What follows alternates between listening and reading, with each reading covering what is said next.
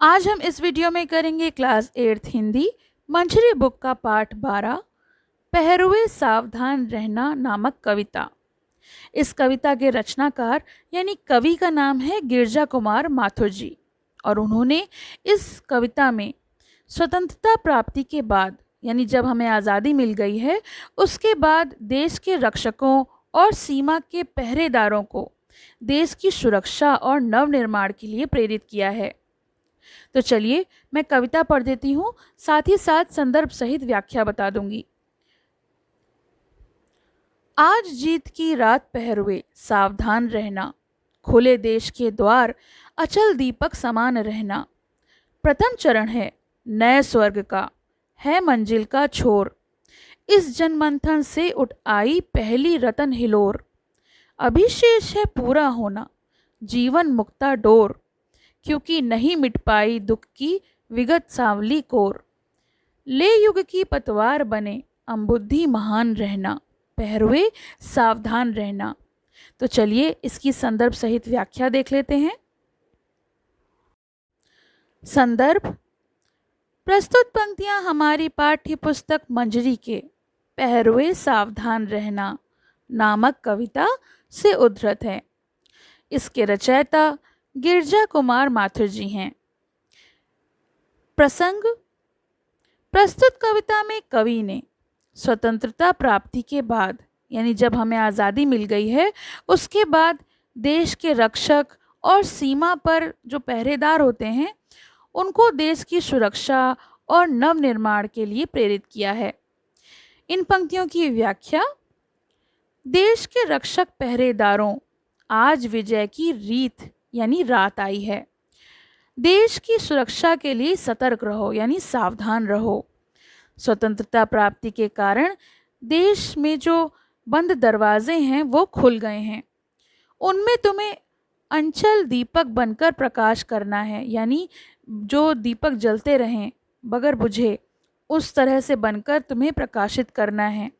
यह स्वतंत्रता नए स्वर्ग को प्राप्त करने की पहली मंजिल है। जनता के आंदोलन से यह सुनहरा अवसर रत्न से भरी जल तरंग जैसा है। अभी हमें जीवन की समृद्धि व देश के नवनिर्माण के लिए बहुत कुछ करना है।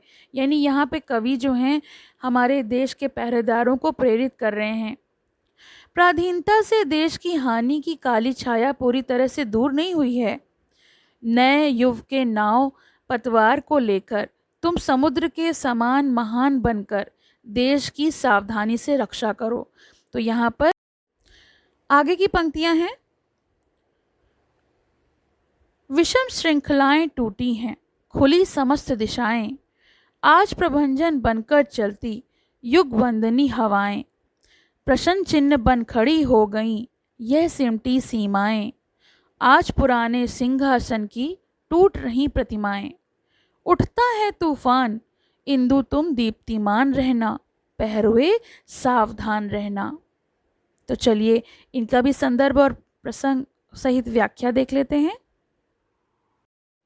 तो इन पंक्तियों का संदर्भ एवं प्रसंग पूर्वता होगा जैसे कि पहली पंक्तियों का हुआ था। व्याख्या पढ़ लेते हैं। पराधीनता के समय जो विषम परिस्थितियां बाधा बनी हुई थीं अब दूर हो चुकी हैं और हम सब दिशाओं में विचरण करने के लिए स्वतंत्र हैं।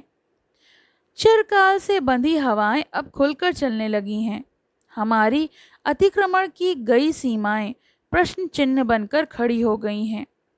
पुराने विदेशी शासन की प्रतिमाएं टूटकर नए प्रतीक उनकी जगह ले रहे हैं।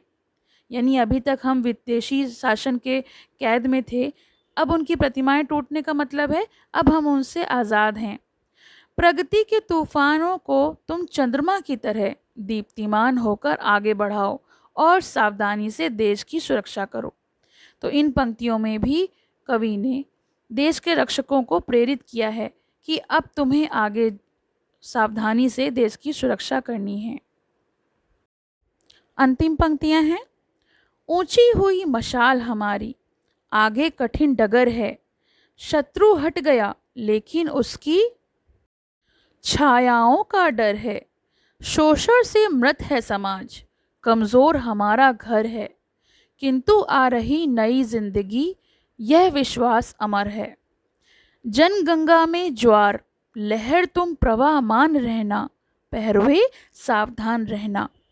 तो गिरजा कुमार जी ने पूरी कविता में हमारे देश के पहरेदारों को सतर्क किया है, सावधान किया है कि अब तुम्हारी जिम्मेदारी बनती है कि तुम्हें दीपक बनकर जलना है और हमारे देश को रोशन करना है उसकी। तो चलिए इन पंक्तियों की भी व्याख्या देख लेते हैं। तो इन अंतिम पंक्तियों की संदर्भ और प्रसंग भी पूर्वतः पहले की तरह ही होगा। व्याख्या पढ़ लेते हैं। स्वतंत्रता प्राप्ति के बाद देश की प्रगति के लिए हमें कठिन रास्ते पर चलना है।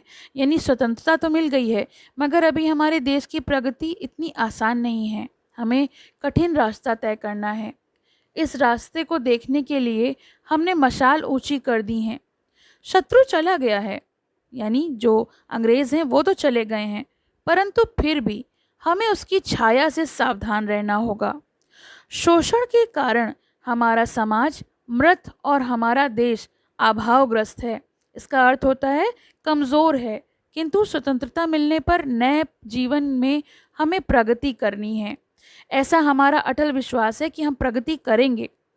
जनता रूपी गंगा में ज्वार आएगा, अर्थात लोगों में एक नया उत्साह है और हम जो हैं वो आज़ादी के बाद एक नई लहर की कामना करते हुए आगे बढ़ेंगे। और तुम लहर बनकर इसे अच्छी तरह प्रभाव दो। तुम्हें यहाँ लहर बनना है और देश की रक्षा करना है। तो ए देश के रक्षकों, सावधानी से देश की सुरक्षा करो। तो ये तो हो गया कविता का व्याख्या। आपको कैसा लगा ये कमेंट सेक्शन में ज़रूर बताइएगा। इसके प्रश्न अभ्यास हम लोग नेक्स्ट वीडियो में देखेंगे। तो कमेंट सेक्शन में अपने सुझाव भी लिख के दीजिएगा और पसंद आए तो ज़्यादा से ज़्यादा शेयर करिएगा। अभी तक आपने मेरे चैनल को सब्सक्राइब नहीं किया है तो इसे सब्सक्राइब कर लें और बेल आइकन प्रेस करना ना भूलें, जिससे कि आपको आने वाले नए वीडियोस के नोटिफिकेशन मिलते रहें। पसंद आया हो तो लाइक करें, शेयर करें और चैनल को सब्सक्राइब करें।